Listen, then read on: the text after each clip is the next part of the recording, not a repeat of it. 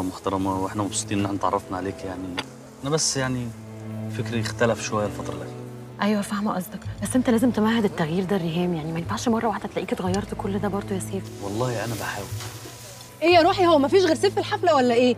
ما كنتش اعرف ان مراد اوبن مايندد قوي كده. خلي بالك من كلامك من فضلك، ما يصحش الطريقه دي، انا مش هقبل اي تلميحات من النوع ده. انت اتجننتي ولا ايه اللي انت بتقوليه ده؟ لا ما اتجننتش، بس انا كل حاجه بعملها يا اما غلط يا اما حرام، لكن انت وقفتك معاها بقى ايه ظروفها بالظبط؟ لا بقى انت زودتيها قوي. في ايه بس؟ ريهام ما اعرفش في ايه، انا طالعه الم حاجتي وماشيه عن اذنك.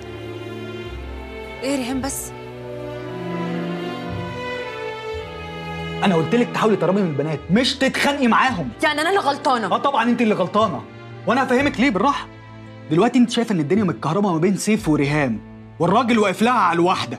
طبيعي جدا انها تستفز لما تلاقيكي واقفه معاه، بالذات ان انت جديده علينا. يا سلام، يعني انت شايف اللي انت بتقوله ده منطقي؟ لا مش منطقي، بس حقيقي، بدليل ان هو ده اللي حصل. ايوه بس انت فهمتني ان دول يور بيست فريندز اللي انت متربي معاهم اللي بلا بلا بلا، فانا اتصرفت بطبيعتي، ما اعرفش بقى انها مجنونه وسايكو وعندها لا بعد مشاكل. اذنك، هي لا سايكو ولا مجنونه، هي شاربه ومضغوطه. انا بقى ما اعرفش الطريقه دي، انا اللي انا اعرفه ان اللي يعمل حاجه يبقى قدها، يا اما ما يعملهاش اصلا.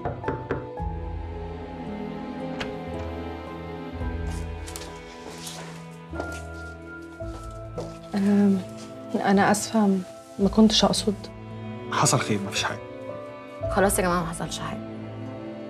انا اسفه مره تانية يعني، بعد اذنك.